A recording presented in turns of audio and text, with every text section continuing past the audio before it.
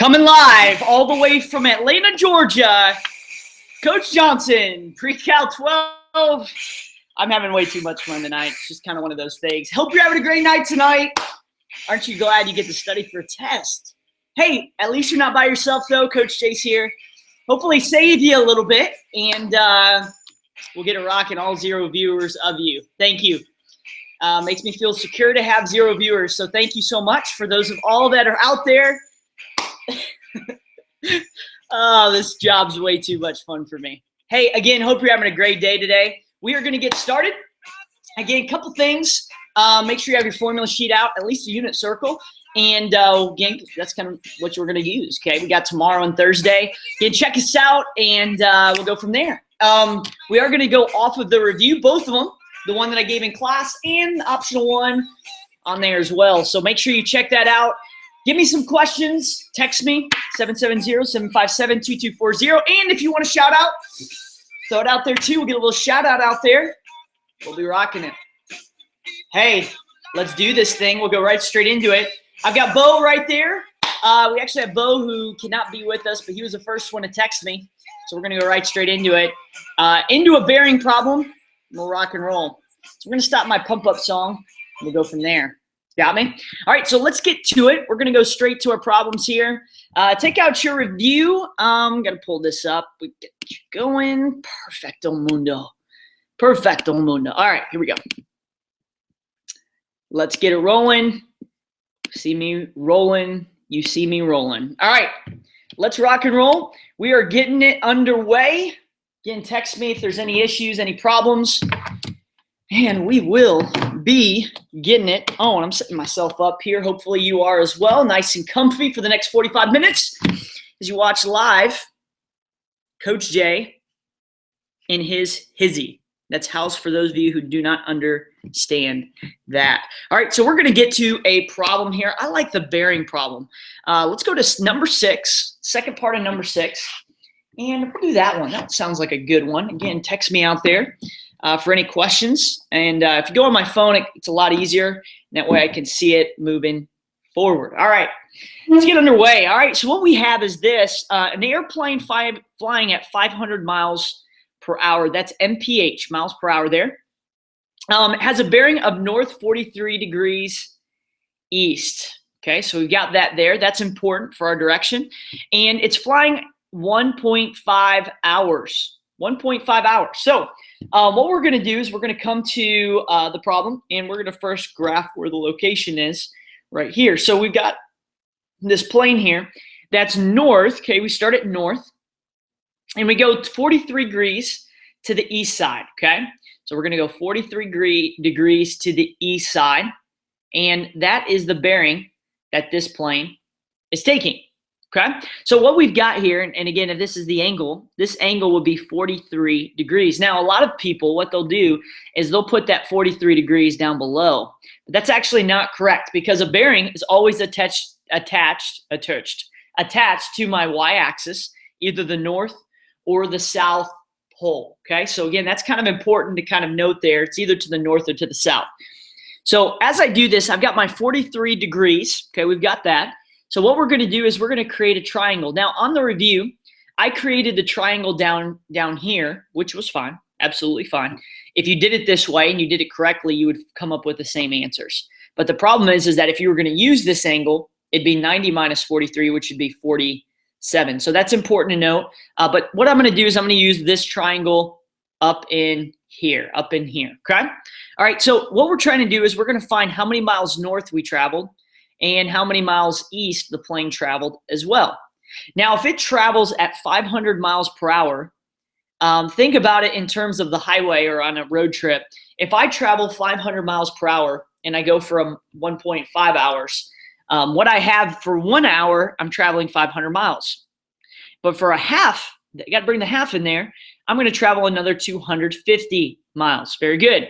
So in total, I have traveled 750 miles. So what we have now is 750. And remember, that's on the hypotenuse, because that's where, again, from our origin to our point on the outside, that distance is 750. Okay?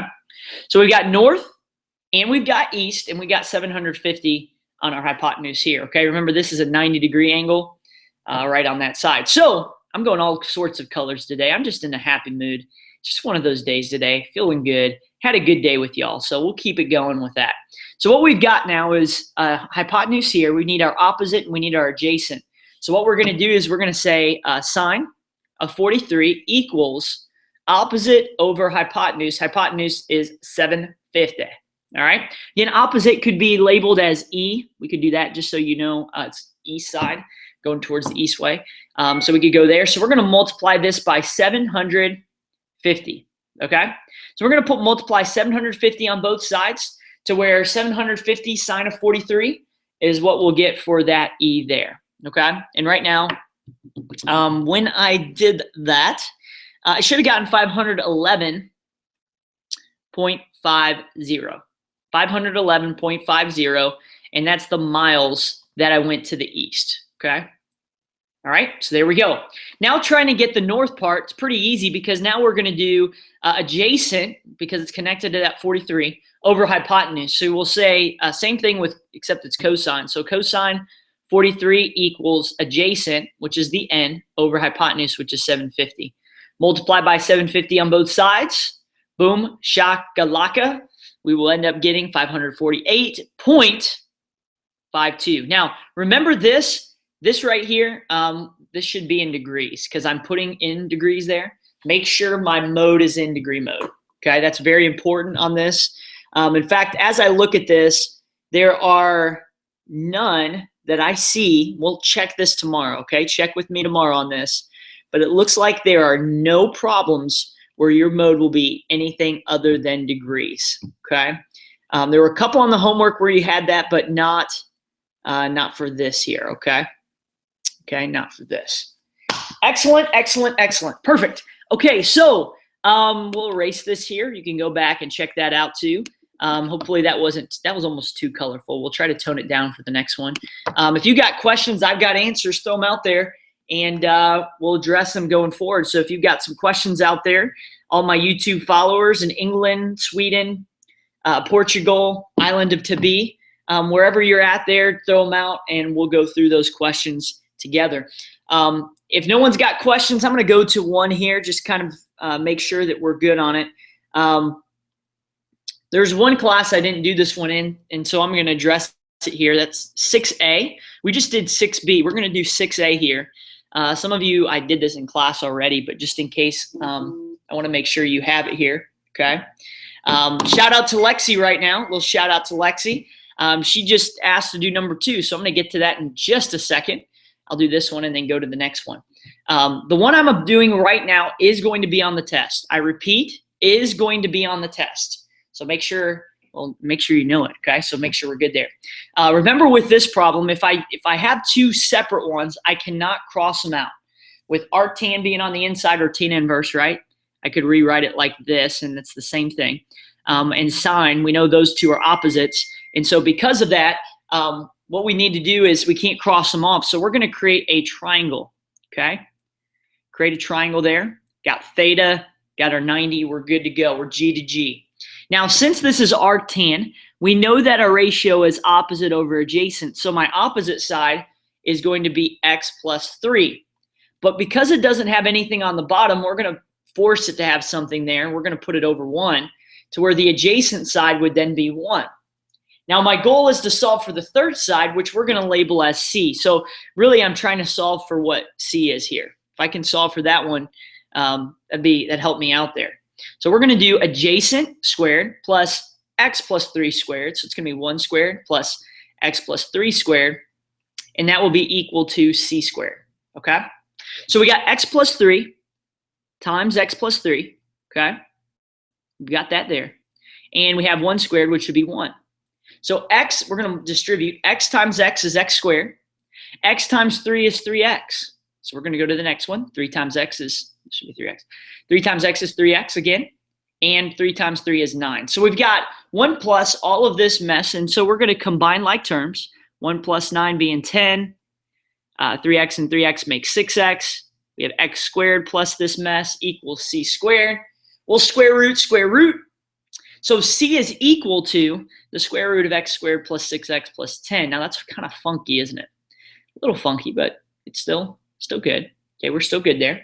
Now, since we've set this up using arctan, okay, we've set it up the way we need to. What we're going to use now is sine of this angle. So what we're going to say is now we've got to find opposite over hypotenuse. So from this angle, opposite being x plus 3, hypotenuse being all of this over here, square root of x squared plus 6x plus 10. Now, because this has a square root in the bottom, we got to rationalize it by multiplying the top and bottom by whatever that square root is. And when I do that, you'll notice that the bottom part ends up getting rid of the square root there, and the top part just stays as is. So x plus 3 times x squared plus 6x plus 10 all over what the bottom is, and that's x squared plus 6x plus 10. And again, right there, that part, that is going to be what my sine of this angle is, and so that's what my answer will be moving forward, all right? Make sure you show maximum work, okay? Maximum work. And I think that will help out with trying to get the right answer there, okay?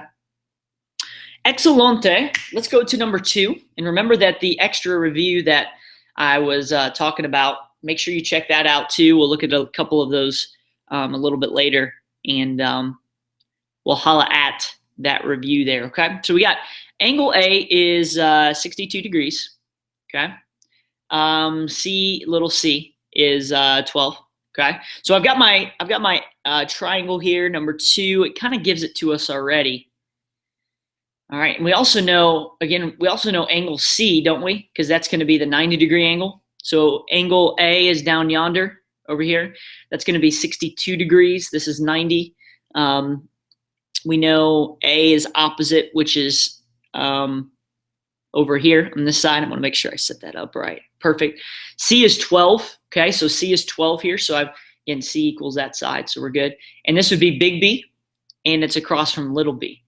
So this is what they gave me here. What we're going to do is we're going to try to solve for the following. The big B, little a, little b. These colors remind me of McDonald's. I'm sorry. Speaking of McDonald's, math, get it? I'm sorry. That was off tangent, okay? That was a tangent. That was a joke again. Sorry. So what we've got now is we've got C is 90 degrees, A is 62 degrees. To find what B is, okay, we're going to take 180, and we're going to subtract the 90 and subtract 62 to get what angle B is there. So again, when I kind of set this up here, I'll kind of get my calculator out. Okay, we'll do 180 minus 90 minus 62 to get me 28 degrees. So we'll have 28 degrees for angle B, okay? So 28 degrees, angle B is 28 degrees. We're going to solve now for little a and little b. So again, you could do this a number of different ways. Since I've got the 62, I could say sine of 62 equals opposite over hypotenuse. You could do it with 28 too. Don't worry about that, as long as it's opposite over hypotenuse. But since we've got 62, we'll say sine of 62 equals opposite, which is a, over hypotenuse, which is 12. How do we find what the adjacent side is? Well, we'd actually do the same thing except with cosine. Cosine of 62 equals adjacent, right? It's connected to 62, which is b, over hypotenuse, which is 12. So in both cases, we're going to multiply by 12 on both sides to end up getting those 12s to cancel, getting a and b by itself. So 12 sine of 62 should get me 10.6 for a, and 60 really, which probably should go to the second. And the second one, b, is 5.63. And so we've got a, we've got b, and we've got 28 degrees, which is angle B, okay? Hope that was helpful there. Again, there's really not a wrong way of doing it. Set it up. Know, okay, what do I need to solve for? Okay, opposite and adjacent. I've got my hypotenuse. Perfect. Okay, we go from there. On number 3, that's a little different because on that one, we only are given 2 sides. So to find one of the angles, we'll do tan inverse on that, or some sort of, in that case, I guess tan inverse would be it, to find what what the angle A and angle B are going forward, okay? Great questions. All right, throw them out there again. We've gone through now 3, which is great. We are moving. We are 15 minutes in already. Let me take this time to actually do something here. I'm gonna change this up just a hair.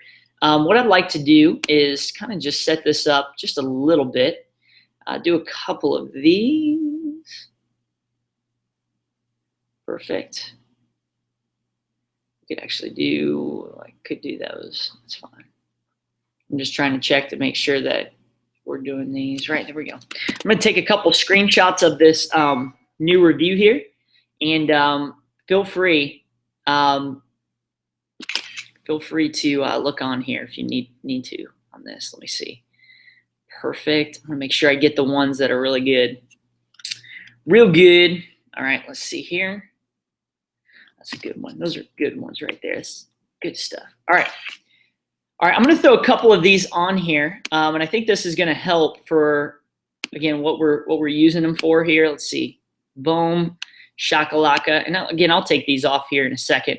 But I just want to address these just for a second on the extra review, because these ones are ones that we may have some trouble with. What I'm going to do is I'm just going to do like 3 of these. First of all, we'll start with this one. We'll then go to 14 and finish off with number 15, okay? So we'll do these 3 here. One of the things to remember is that with my inverses, tangent, sine, and cosine are all in quadrant 1, right? These are all in quadrant 1. Cosine has an inverse that's possible in quadrant 2, and sine and tangent have in quadrant 4. So this is tangent, sine, and cosine on 1, and nothing is in 3. Okay, so remember that going forward. So as I look at this on my unit circle, if I say what is the location of sine inverse of negative square root of 2 over 2, I look on my unit circle and say, okay, in quadrants 1 and 4, where is my y square root of 2 over 2? Negative square root of 2 over 2. And as I look at that, you'll notice that at, I believe it's 7 pi over 4, on your unit circle, sine is negative square root of 2 over 2. Now, the problem with that is the fact that, well, there's an issue. I can't say 7 pi over 4 because it goes outside to come back inside, right? I can't do that. Instead, I'm going to have to go backwards from 0. So instead of going around, I'm going clockwise. And instead, I'm going to say this is negative pi over 4. So in quadrant 4, sine and tangent, that will end up being a negative value, okay? Take a look at this one with cosine inverse of 0. Where on my unit circle is cosine going to be 0? Well, we know cosine is 0. Or first of all, cosine inverse can be in quadrants 1 and 2, right? And again, I would put this first thing down right when you come to your test. First thing, first part, okay? So as cosine inverse is 0, that means the x value will be 0, okay? So as I look at that, where is the x going to be 0 in quadrants 1 and 2? I think there's only one place, and that's going to end up being 0, 1, and that will be at pi over 2 right in there, okay? Remember, when I go to the second quadrant for cosine, right, so like this one right here, cosine inverse of negative square root of 3 over 2, that's going to be over here, right? And I believe on this one, it's 5 pi over 6 if you go there. So at 5 pi over 6, the x value will be negative square root of 3 over 2. On this one, you don't put a negative because the range is from 0 to pi. Whereas for sine and tangent, it's to pi over 2 and a negative pi over 2. So just be careful on that when you put down those values, all right? All right, next one. Tan inverse of negative square root of 3. On this one, the best way to do this is to remind yourself what the tangent values are for the first quadrant. And if you could figure those out, that's going to be really helpful moving forward. So like in the 30-degree angle or the pi over 6, that's square root of 3 over 3, then 1, then square root of 3. So this is pi over 6, pi over 4, and lastly pi over 3. So where is tangent positive square root of 3? What location? Be at pi over 3, right? But where is it negative now? That's in the opposite direction, right? And that's going to be at a negative square root of 3. It's going to be at negative pi over 3. Okay? So you're going to put negative pi over 3. for number 15, okay? Hopefully this is helpful for you. I know I'm hitting around all over, but if you need some more help on those ranges, please ask me and we'll walk through those later on as well, okay? And we'll walk through those. Another thing to remember is that within our triangle, arc cosine of x over 3, and if I take the tangent of that, one thing to remember is like x over 3, that's not on my unit circle. So because of that, we can create a triangle, right? All right, again, if it doesn't have the same values to where I can cancel, we create a triangle every time. Now, what's the ratio for cosine? Ratio is adjacent over hypotenuse. So if adjacent is x, put that there. Hypotenuse being 3, we'll put it there. And so in order to solve for the tangent, I've got to solve for the opposite side, okay? So again, as I kind of solve this for this problem here, I'm going to end up trying to identify what is this opposite side. So what we'll say is x squared plus o squared. Probably shouldn't use o. Let's use y. Okay, we'll solve for y. Y squared equals hypotenuse squared, which is 3 squared. Again, this is just Pythagorean theorem. So we're going to solve for y, right? So in order to do that, we're going to subtract x squared. Got it there. To where we get y squared equals 9 minus x squared. So we're going to square root both sides, square root both sides. Y is then equal to the square root of 9 minus x squared. So that's going to go here. So how do I find what the tangent of this angle is? It's opposite over adjacent. So we'll say it's the square root of 9 minus x squared all over x. Be careful not to take the square roots of both. You can't do that because all of it goes together. So it would be that answer there. Okay. Again, hopefully that's helping you there. I know I'm going through a lot of stuff, but hopefully that will help you moving forward off that. Okay. All right. Did I get some text here? Oh my goodness, I'm popular. Here we go. Ooh, great question. All right. So let's do this. Let's go through the graphing problems. Are we good with that? I'm trying to see here which ones. Hey, Lexi, could you and I just want to throw this out there. Do you need some help on how to find like the asymptotes, amplitude, and that sort of thing? Or can I just do like 10, 11, 12? Because there's some of them where you have to find like all the different parts. Is it okay if I just do those 10, 11, 12? Just text me real quick on that, identifying that. I'll start with 10, and then again, if you need to go to more of those, we'll go from there. But right now I'll start at 10, 11, 12, and if we need more, we'll go from there, okay? That's why I have this graph here to kind of help us with that.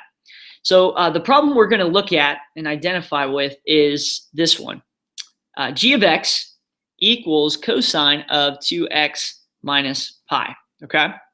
And then this is going to be plus 1 on the outside. Now, there's a couple things to know. There's one I didn't even use, and that's vertical shift.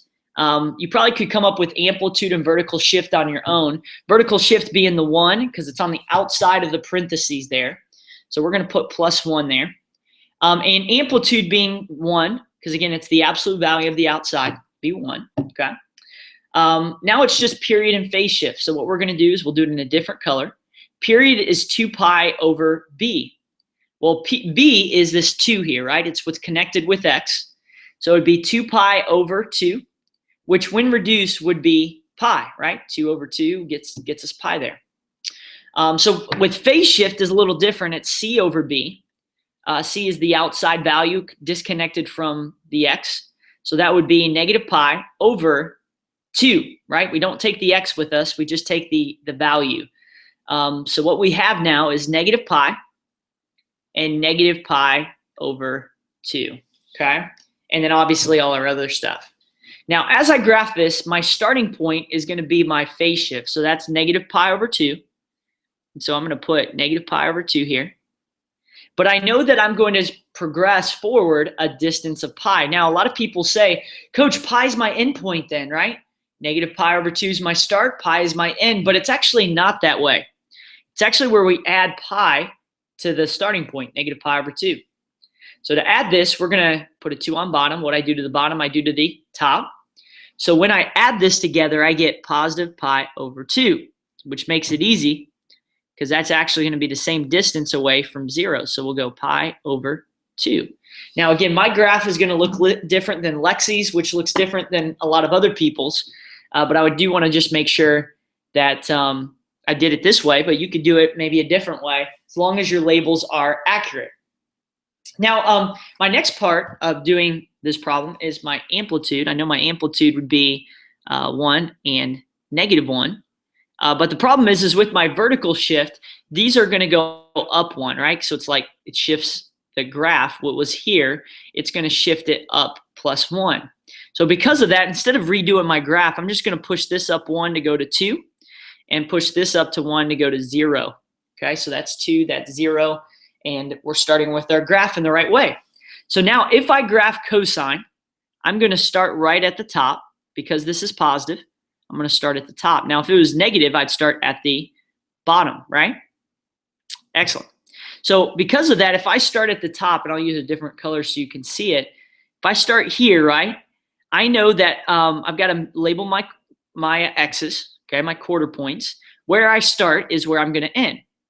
And it's going to be opposite. So it starts here at the middle point. It's going to hit the bottom, okay? So it should look like this. It should go down, hit, then it's going to go through the x and up to the top. Now, you see kind of the pattern. Every 2, it rotates, right? Or really every 1. So I've got a dot, x, dot, x, dot, x, dot, x, dot, right?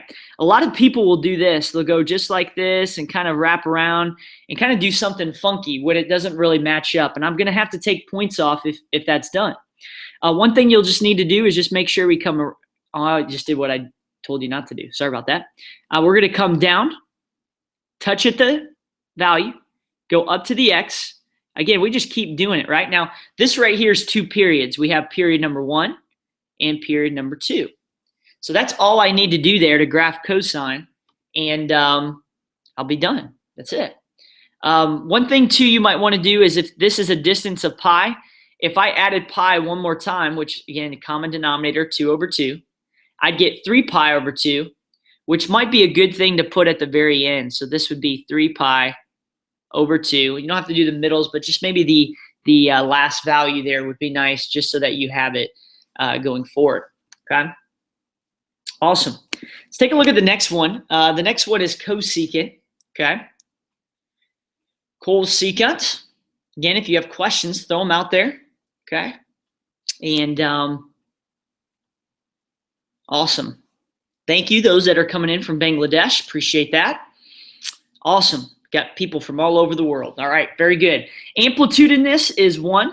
Again, it's always the absolute value of that, so it's always positive. But I put the R there just to tell myself that it will be reflected. One thing to note too is that when I graph cosecant, I'm really graphing sine, right? That's important to note. I am graphing that sine. Now, as far as period goes, period is 2 pi over b. B is the value of 1 in front of x. So it would be 2 pi over 1, which would be 2 pi. Okay? Excellent. The next thing, vertical shift. Vertical shift is the value on the outside, which is +2. And phase shift, I'll put over here, is c over b. C is the value on the outside, which is pi. And b is the value with x, which would be 1. So it'd just be pi. Now, again, just like I did last time, I look right here and notice that this is going to be to the, and actually, let me go back here. Did I mess that up?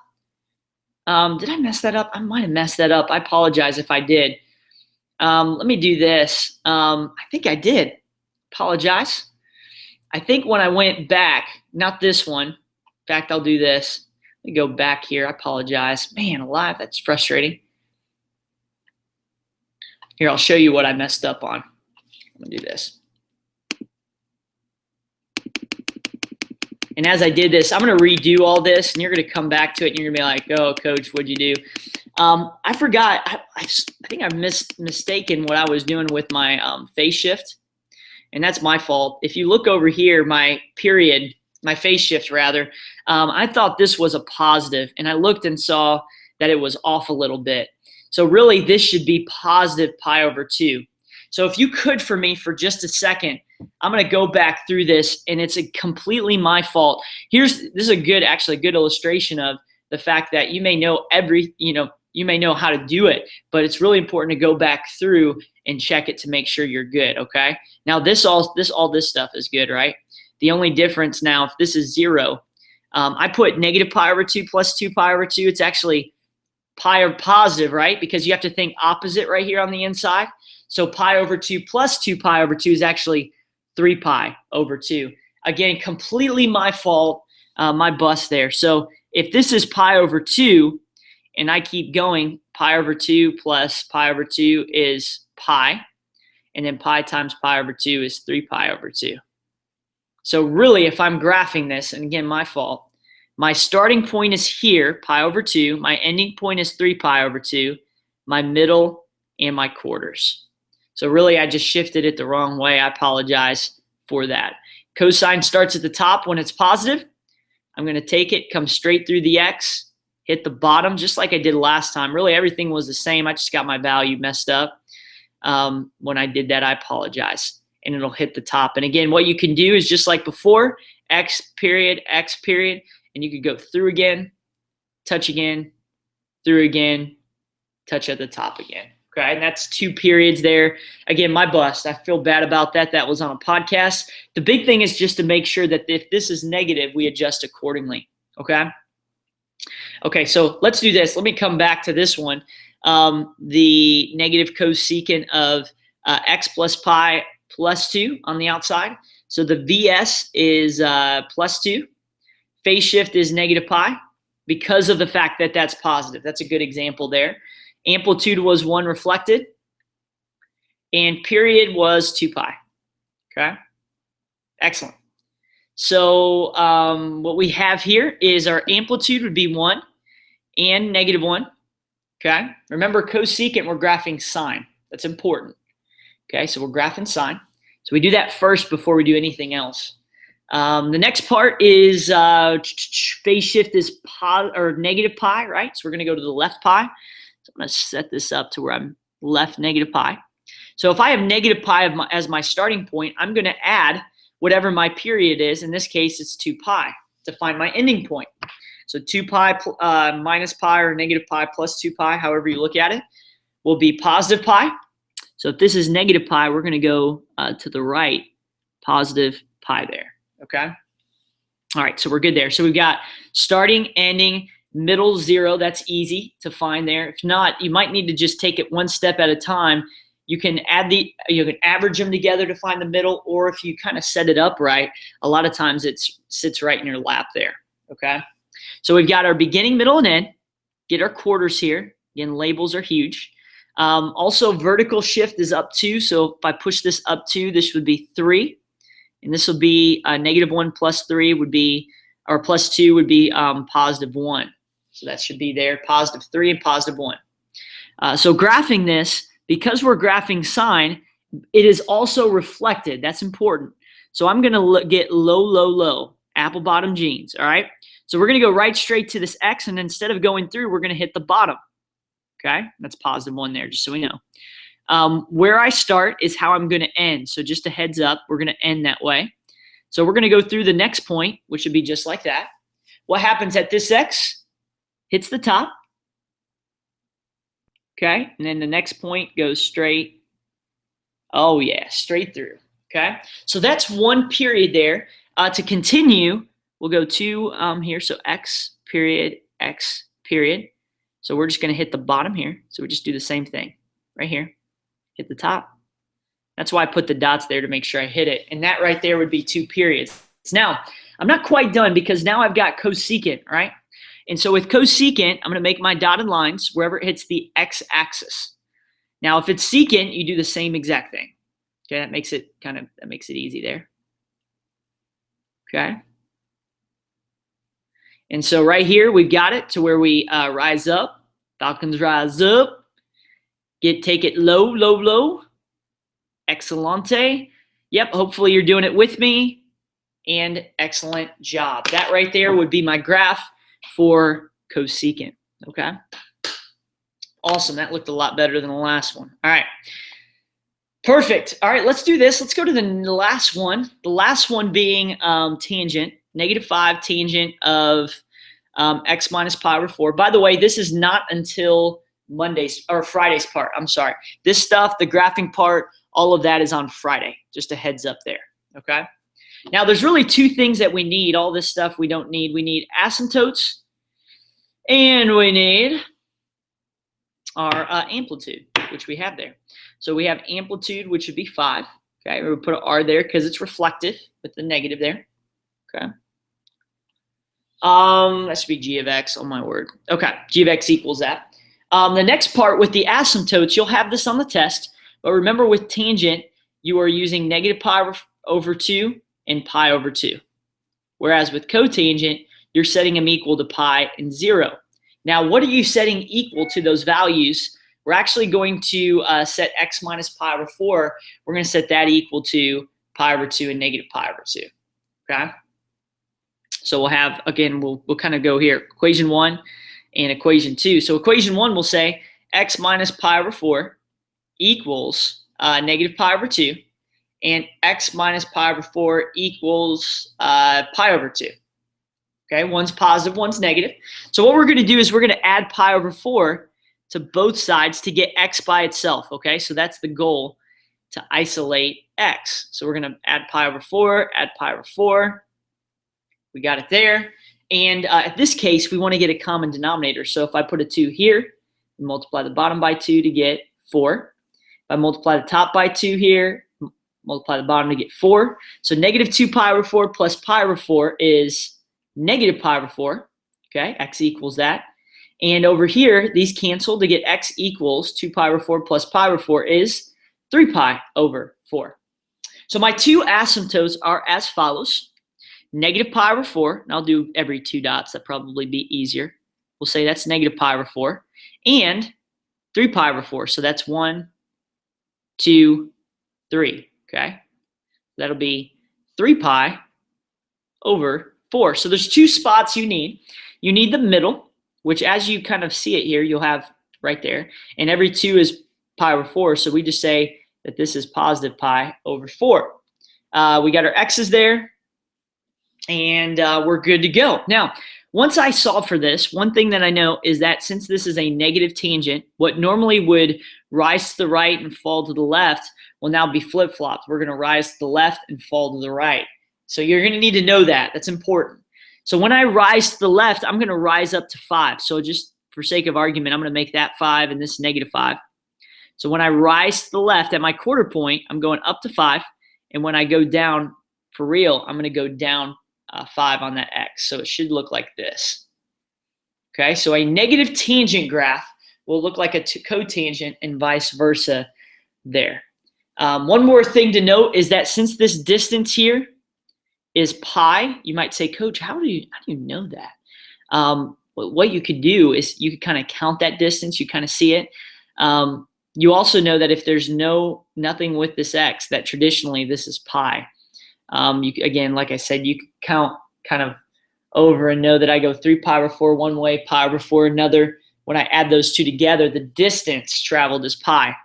So if I took 3 pi over 4 and added pi, that would get me what my next value is, or I can just repeat this. So 1, 2, 3, 4, 5, 6, 7, 8. We'll go again. 1, 2, 3, 4, 5, 6, 7, 8.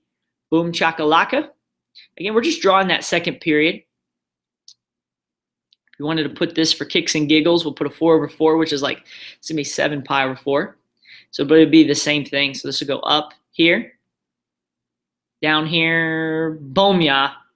Nicely done. And that is our tangent graph, our negative tangent graph there, okay? All right, Lexi, hopefully that was helpful for you. We went through all the graphing stuff.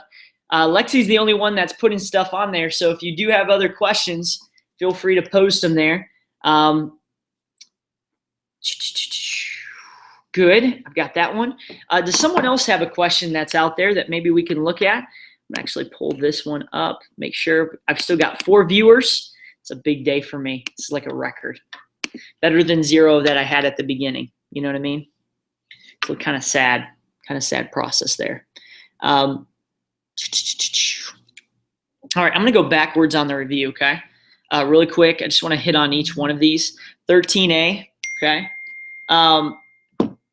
Yeah, 13. I got you. I got you, Cam. I'm going to do Cam, you just came in. You're probably not watching this right now. 13 on the review. Oh, gosh, this is perfect. Cam actually did the exact one that I was doing here. Shout out to him, Hog Nation in the hizzy. Let's go pie it out, all right? That's just our phrases. All right, Cam, thank you, though.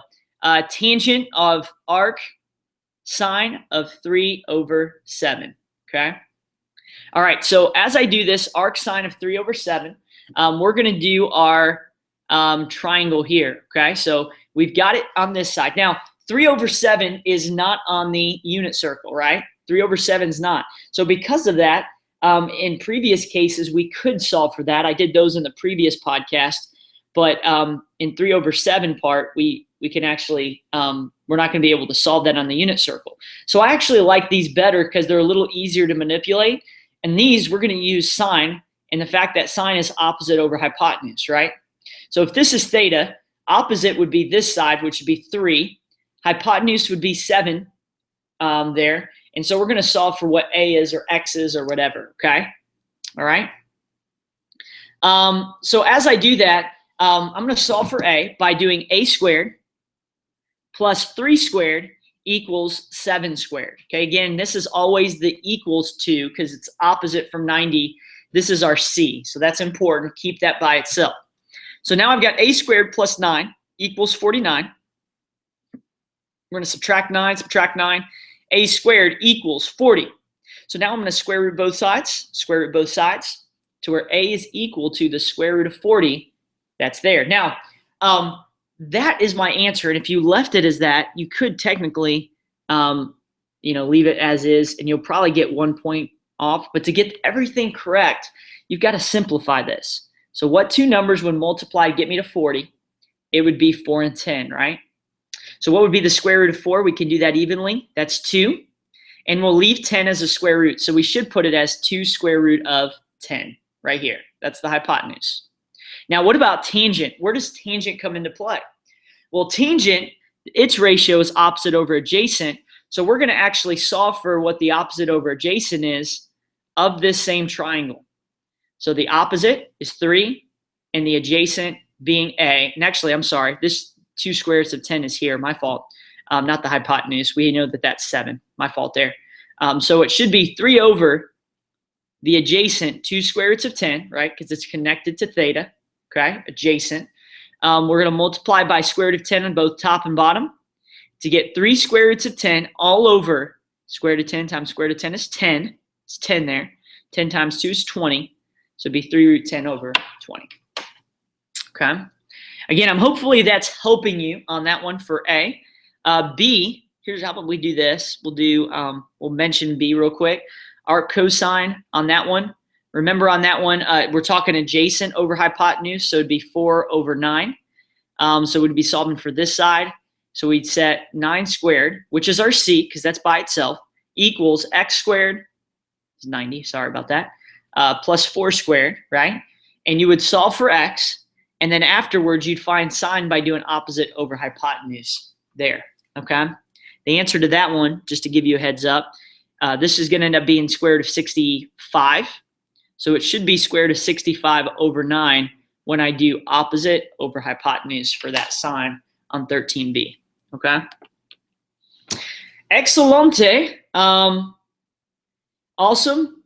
If you have any more, throw them out there real quick. I've got about, if I need to stay on a little bit longer, I can. I'm going to do this while I keep going through. I know that I pretty much have done all of the ones that I needed.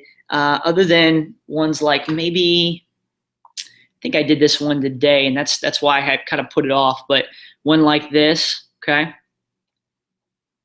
of 2 pi over 3. Remember with this one, we could cancel both these out because they're like opposites of each other. But when I do that, make sure that this angle is within my range. So since my range for cosine is from 0 to pi, right? So it's in the first and second quadrant. 2 pi over 3 is over yonder. So because of that, 2 pi over 3 is in my range, so we keep that as our answer. If I made one up, let's say I had one where it was, I don't know, let's say tan inverse of tangent of 5 pi over 4, right? Okay. I cancel, boom, boom. 5 pi over 4 is not in my range, right? Because my range for my tangent is in 1 and 4. Got me? 5 pi over 4 is over here. So it's actually, that's incorrect. It's not there. But at 5 pi over 4, we know that the y over x is negative square root of 2 over 2, comma square root of 2 over 2. And so if I did y over x here, that should be negative 1. Okay, so it's simplified to negative 1. Where in my expression, 1 or 4, where is tangent going to be negative 1? Tangent's going to be negative 1, not in here because this is where it's positive. It'll be down here, okay? And because I give you it in 4 here, your answer always is going to have the same bottom there. It's just the top, really. So it's at 11 pi over 4 over here. It's in my range. But we don't say that. We say we go backwards on that. So we say it would actually be negative pi over 4 is my answer going backwards, okay? All right, excellent. Okay, I hit that one. Hit that one. Hopefully the kite one's okay. I hit that one, hit that one. Man, I think we hit them all. Again, if you have other questions as we approach tomorrow, please, please, please. Man, that's gonna be important there. So please come by and we'll go from there. Quick shout out to the volleyball team. They beat East Hall today. It's a big win. I was actually I wasn't able to make it. I had some basketball workouts and had to get over here because I live like forever away. But I did hear about the big win today from Lexi. And then I also talked to Coach E and the coaches today, and they said that it was going to be a big game. So shout out there. That's a huge win for the volleyball team. Hopefully they keep it up, keep progressing forward on that. Okay. Awesome. Fantastic. Well, man, it's been a dream. Man, this has been a dream. And I tell you, man, this was a great time with all of my viewers out there. Hey, by the way, study hard, get a lot of rest. Hey, do your best. That's all we ask. And we'll see what can happen. We'll do the best we can. Tomorrow, 7:15, you can come to my room. We'll have a study session tomorrow morning if you need it. We'll also have 30 minutes, approximately about maybe 25, 30 minutes before we take the test. So if you need some questions, last-minute questions answered, we will have those questions to go through. Actually, as I think about it, maybe only 20 minutes. Might be about that time. So you got questions, I've got answers tomorrow morning and in class. Have a great time and math hard. Bye.